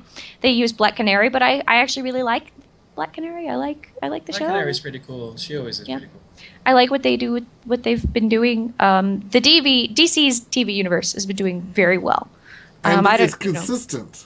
It's consistent is what it is. It's consistent. Everything interlocks well. You can have one character show up in one TV show and another one and then another TV show, and it's the same character played by the same actor. You know, it's just little things like that or just... I like that because originally they had the stance that no, the universes were not going to interlock. Yeah. And then they kind of went, you know what, let's do it. And yes. I think it has actually made the franchise stronger for that. I really like that. I like it a lot. Events in one show can affect the world in the other one, and it's just nice. It's nice. So next up for honorable mentions is Ant-Man. And I chose Ant-Man because I did not want to like Ant-Man going in. I was frustrated. I was like, really? I was like, why? Why of all the heroes would you choose Ant-Man? Like, seriously? Ant-Man. They chose Ant-Man instead of any number of other people. I was, not to sound too much social justice warrior-y, but I was like, another white dude? Seriously? Can we find someone of color or a female or, I don't know, just... Well, we are getting that Black Panther movie that looks, just from the teasers from Civil War, I want to see, like, the full-fledged movie for Black Panther. I mean, truthfully, from my perspective, I would have preferred to have seen the Wasp movie first, but I was just as pleased with Ant-Man as you were. Yeah. I was surprised, and I loved it. Yeah, and, I heard nothing about the Wasp in the show, so I was like, what do you have, Ant-Man without Wasp? Blah, blah, blah. But I saw the show, and I really liked it, and I'm actually really looking forward to the sequel. So I put this up there as the honorable mention. I don't think it's the strongest Marvel movie, or even the strongest movie this year, but it's a good movie, and it really surprised me with how good it was. I agree. Now for your best? For my best of 2015, hands down, Daredevil. Oh, ooh. Daredevil on Netflix. Ooh, it is a hard watch. Parents, do not watch the show with your kids in the room. Not because there's like gratuitous sex or anything, but because there are... Emotions will break you. Your emotions will break you. Like, there is some stuff. And the cinematography, I am a huge fan of cinematography. It is a gorgeous show. Like, they've done very, very well. Oh, it's man. Kind of on the same vein as the Jessica Jones show is starting to tap. Yes, Jessica Jones. Jessica Jones is a little bit more... I don't think it's quite as strong as Daredevil. It's good. It's really good as well. But it's not as just earth-shatteringly good as Daredevil is. I don't know why more people aren't watching it. I think they're just too grossed out by how violent it is at times, but... Oh, it's fantastic. I cannot say enough good things about Daredevil. It hurts me. It's good. It hurts you. It's good. It hurts me. Like, I can't watch so good it hurts. I personally cannot marathon this show because it's so intense. Just like, all right, I'm done. Nope. Hit my done point. Okay. I can't. You literally can't even. I literally can't even. But it's so good. It is so good. And I'm not going to say anything about the story, but when they reveal Kingpin, it's just perfect. Everything's just perfect. So just watch Daredevil. Go watch Daredevil. I like any show that gives Vince D'Onofrio work. Yes, it's so good. It is so good. And second up is The Flash. Because, this is kind of my second, it's not as good as Daredevil, but I think it's good. It's solid. What I really like about it is that they've stayed very true to the spirit of The Flash consistently. And, The Flash, he's the wisecracker. He's the kind of the funny guy, and that's not to say he can't have serious moments. He did unmake the world at one point, but a couple times. Well, it's always Flash's fault, I've noticed. Yeah, it's always Flash's fault. Note to self, never run too fast. Yeah, but it's just a really good show. I like it. I am constantly on the edge of my seat, not because it's so thrilling and exciting the way that Daredevil is, but because I always look forward to watching it. There's never kind of like, oh, well, I guess I should watch it, or it's, I'm kind of tired. It doesn't matter what time it is. It doesn't matter anything. I'm just like, new Flash, yes, So good for you, Flash. They do very well, and I think they've done very well by the IP.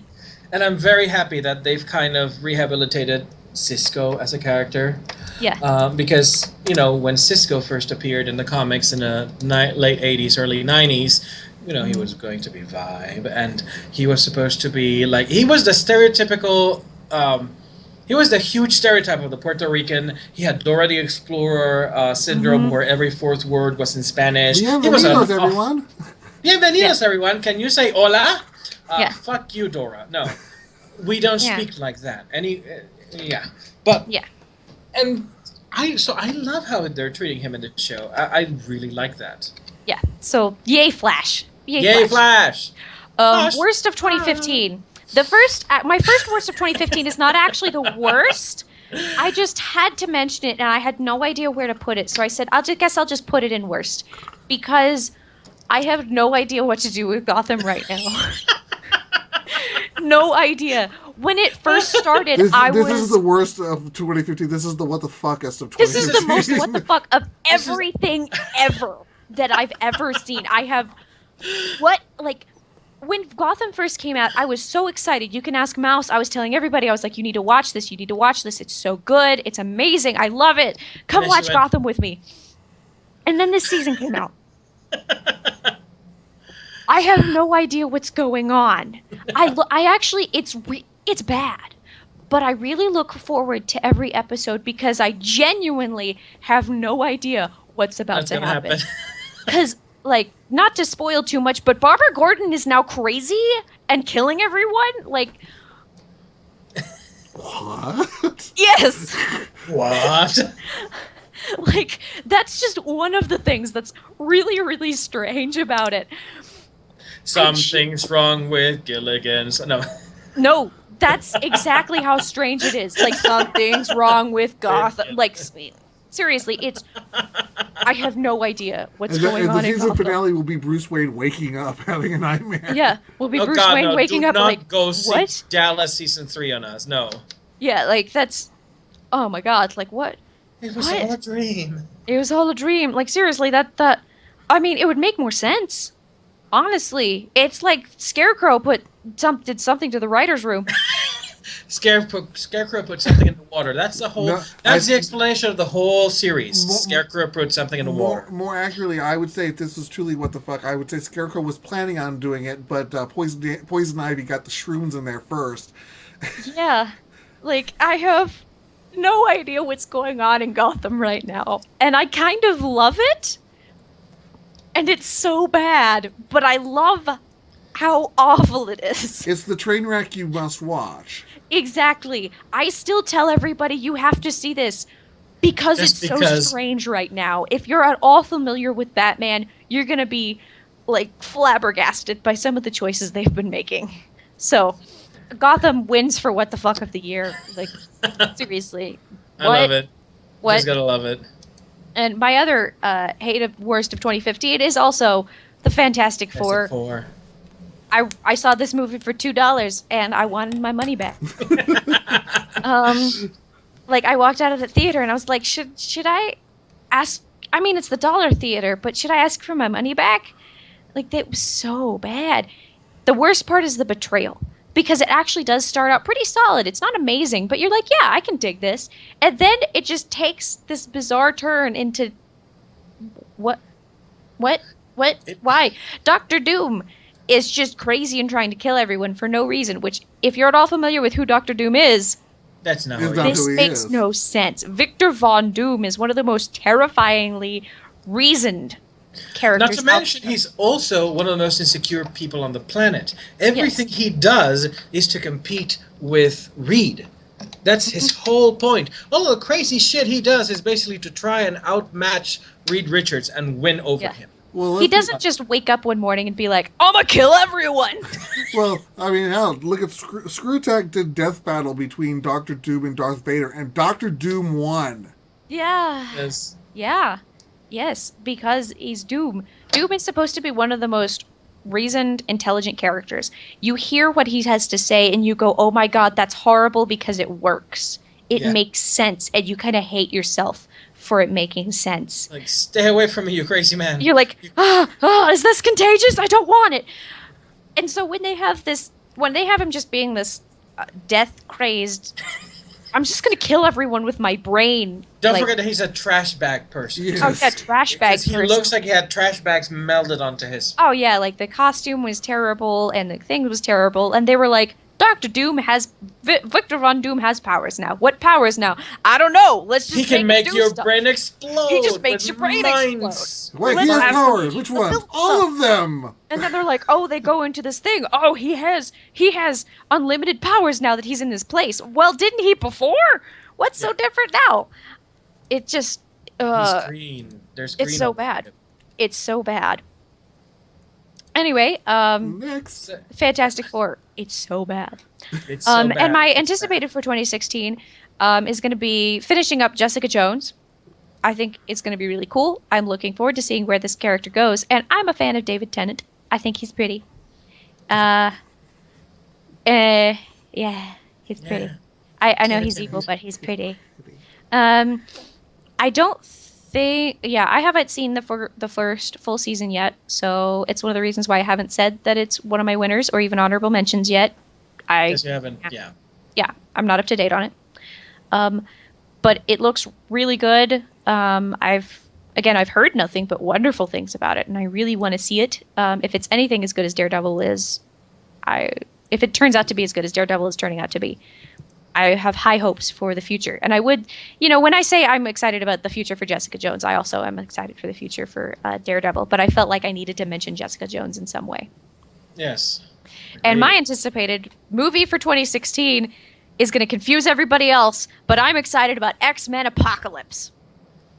Everybody else is probably like, what? Why would you be excited about that movie? Because I actually am excited about what they're going to do. I want to see Apocalypse. I'm happy. Look, it's an X-Men movie and the bad guy isn't Magneto, okay? One of them is. But the big bad guy is clearly Apocalypse, though. I don't know. I saw the trailer like- and wept a little bit inside. I mean, he's not. I'm not going to say that Magneto. They're putting him as a good guy because he's really not. But they've got Apocalypse, and Well- it's funny because people are either complaining that Apocalypse is not campy enough or too campy. He And doesn't look like himself. He looks like Piccolo, for God's sake. I'm just excited. Does. I'm going to try to go into the theaters as blind as possible for X-Men Apocalypse because I want to be surprised. And you might leave blind just I'm from. I gonna might be leave blind, honest. but I think Compared to Dawn of Justice, I'm going in with less reservations to X-Men Apocalypse. yes, honestly, I'm That is excited. true. That's kind of sad. Yeah, I mean, I think it's going to be stronger than whatever DC puts out this year, and I know that sounds kind of mean. That's kind of sad. I mean, it is. We're talking about Fox, the Ruiner and Destroyer, They have outperforming DC. think about how far the X-Men franchise has come in terms of terribleness, like from Wolverine and from Wolverine with the lips sewn shut Deadpool and X-Men 3, and they're coming back. This is a new team. From the people who did those horrible things. This is the people who did the newer stuff, which, I'm not going to say they're all amazing, but I've really enjoyed them. Right. So I'm not anticipating this to be the movie of the year, but I'm looking forward to it. I want to see what happens. All right, well, then on to my section. First up, my honorable mentions. Jurassic World. Getting an honorable mention not because I liked it. Getting an honorable mention because I didn't have room on my worst list for it. I mean, again, I complained about this when I first reviewed it several months ago when it first came out.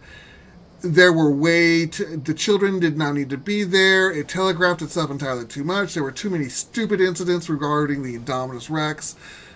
But do not dare diss running in heels. Do not diss running in heels, although there will be no heels in the sequel movie. Any drag queen worth her salt learns to run in heels. Any Especially from performer, period. Especially from Tyrannosaurus Rexes. Especially from Tyrannosaurus Rex, you never know. I can run in heels like that. People, oh no, she ran in heels. I have seen her run that. in heels. Like the actress did it. Yeah. Why is it so Why is it so impossible to believe and again, that a character who wears the heels heels every part day? didn't bother me in the slightest bit because that's who that character was. Yes. That didn't bother me in the slightest bit. That character was at least fleshed out. Mm-hmm. But the children were so inconsequential that they did not need to be there. They were a waste of time. Yeah, the majority of children's in movies need to not be there. Unless, we're talking about... I don't know. So that's my honorable mention only because it can't go onto my worst list. Amongst next to my honorable mention, American Horror Story Hotel. Isn't this the one with Gaga? Yes, it is the one with Gaga. I give it credit because anytime I can go over to my friend's house and watch 2 episodes of a show and go, I need to watch the rest of this show, it has my attention. This is the first American Horror Story I've watched, so it's the first season, technically, I've ever seen. And it is so full of fucked up, I'm like, what's happening next? That's right up your alley. That is totally up my alley, which begs the question why I don't watch Gotham. Yeah, you should watch Gotham. What's sad is Gotham would probably make sense to me. No. I bet you it would. No. If it does, you need to be executed. Oh. It's that bad. So, No. American Horror Story Hotel is in my honorable mentions, and the last of my honorable mentions is Hunger Games Mockingjay Part 2. This one went on my... And again, this is because I give certain points for meta issues. Any movie that can foreshadow something so heavily and I forget about it gets points. Even when it happens, I can go, holy crap, that was foreshadowed. And then they reverse it on me. And I'm like, holy crap, it really was. So, it wins the Adumbration Award. So they actually had foreshadowing, which is basically not Gotham. It wins the I award guess. for being not Gotham. I mean, as much as the first Hunger Games was me going, meh, and the second one was really me going, eh. Mockingjay, especially Part 2, glorious, but doesn't meet my top list. My best of 2015 starts off with Penny Dreadful. Because as much as American Horror Story made me want to go, oh, gotta watch the next episode, Penny Dreadful made me watch 2 seasons back to back. It binged. While eating ice cream. While eating ice cream, I did. I know you. That's funny, because I actually stopped watching Penny Dreadful about 5 or so episodes in. I was like, I thought that they were depending entirely too much on shock value rather than actual storytelling. Well, the show is very Dreadful. sex heavy, shall we say. It does tend to equate sex with debauchery and evil, but they sure as hell use a lot of it. But I am just enthralled by this show, and I can't wait for the third season to start. And next in my even higher than that, and I know Mouse will never ever agree with me, Game of Thrones last season. Even though I know what's coming because this was the last season that was still pulling things from the books. Yep. I was still going, what the fuck, for the last 3 episodes. Yeah. So Game of Thrones hits my top, my best of 2015. Mm-hmm. Now for my worst of 2015. Terminator Genesis. Ooh. Oh yeah, I Well, forgot that was baby. even a movie. Whereas, there you go. I wish We it was. we I wish willingly I forgot it. See, Yeah. Whereas Mouse, had Ex Machina with the introspective and the, mental mindfuck. This was just another excuse for, to try Arnold out to get a new movie, and to be able to continue the thing with shape shifting. Yeah. It was a horrible storyline. It made my head hurt, and I'm all about the time travel, and my head hurt. But nothing beats, as we've all established, Fantastic Four. Because whereas Cece wanted to ask for her $2 back, I wanted to ask for my 2 hours back, but I needed a Time Lord to do that. So yeah, Give me my life back. I want 2 hours of my life back for having watched it.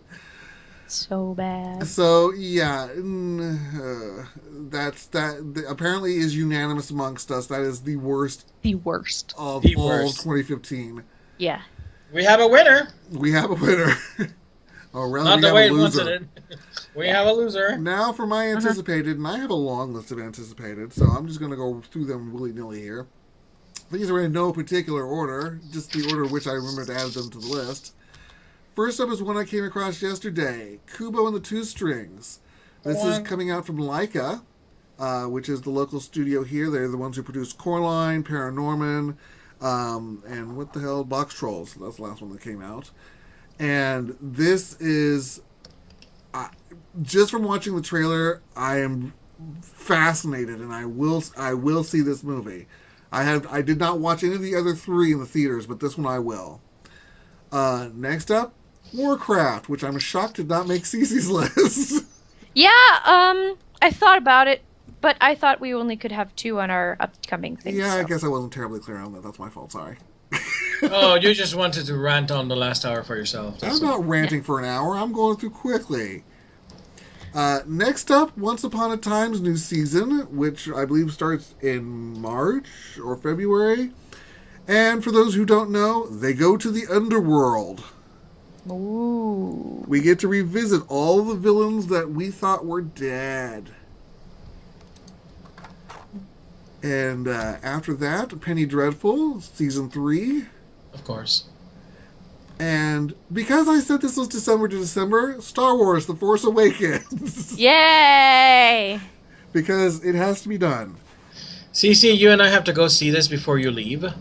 So far I have 3 groups trying to get me to go with them to see Star Wars The Force Awakens. So I think I'm going to have this movie memorized by the time we come back. Considering I saw New Hope in theaters 11 times. Yeah.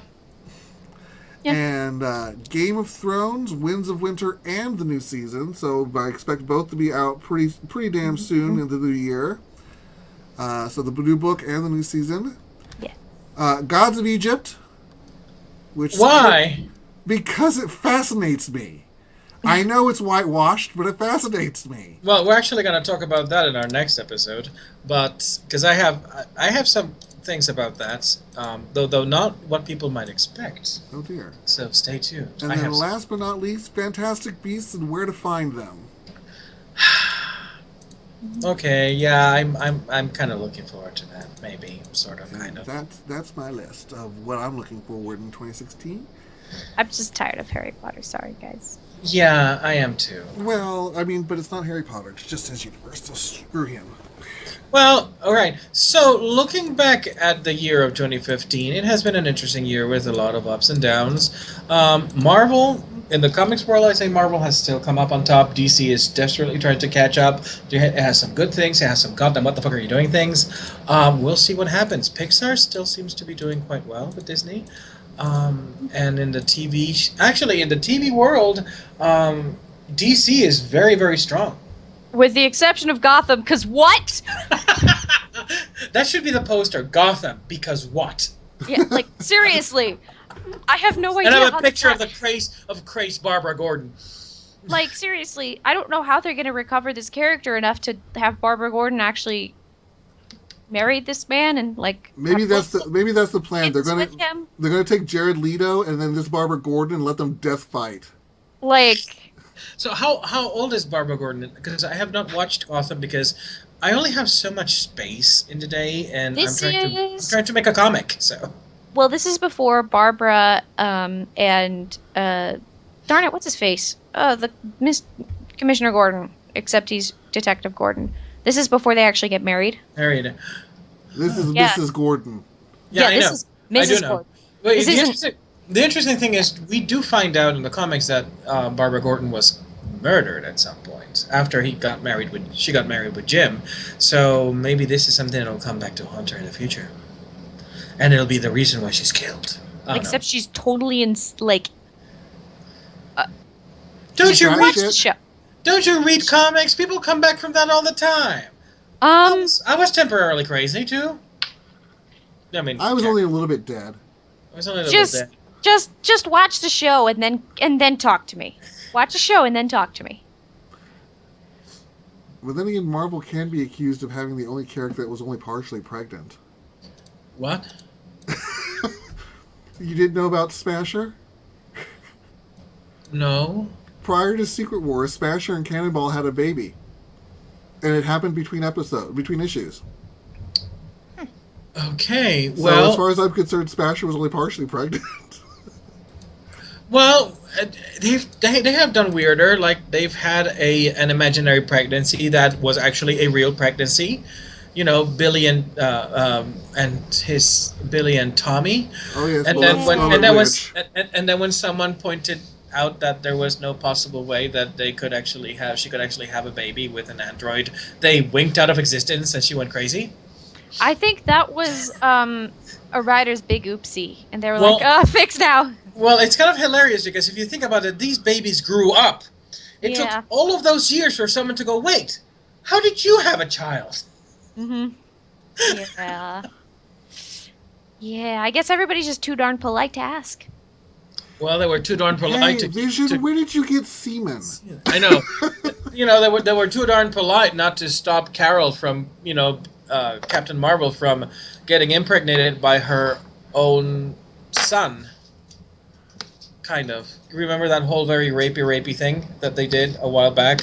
That I pretend doesn't happen. Yeah. That most people pretend it doesn't happen, and the editor in question basically said, "Oh yeah, I reread these old issues. This is something that should not have never have happened. We were probably high on something." Yeah. Well, actually, he did explain why it was. It was basically something that was hashed out at the last minute because the storyline that they had planned for that particular thing kind of was jettisoned because they told another story that was very similar. I went, "Oh my fucking god, we need to do something!" And there must have been like a 30-hour meeting where they were just throwing stories. They're like, "Okay, she's pregnant with her own son. Whatever, we'll go with that." Yeah. Not pregnant with her own son, pregnant by her own son. Yeah. Well, yes. Yes. Pregnant by with. Generally, pregnant if- with her own son, not That's so kind of shocking. Yeah. Yeah. It's. Yeah. So there's some- anyways, thank you everyone for coming out for our 2015 wrap-up. Yay! As I said, this is our last episode for the year. We will be back in January with all new joy and fun and magic, and we will have the opportunity to have digested Star Wars by then, and Yes. we'll be able to come back with all the glory that we anticipated to have brought. If it doesn't, then there will be very much unhappiness and woe, and Mouse is wanting me to stop. And we also are going to have a lot more guests. This year we were honored to have Laurie and Corey Cole as our guests to be interviewed. And we've had Sean Ian Mills. He is coming back with his creative team to tell us about Gamer Girl and Vixen. Now that he Yay. is in a position to make the announcement pretty soon. And of course, I will be reviewing Gamer Girl and Vixen in the new segment that's going to be called 4-Caller Comments in this same channel, well, in the YouTube channel.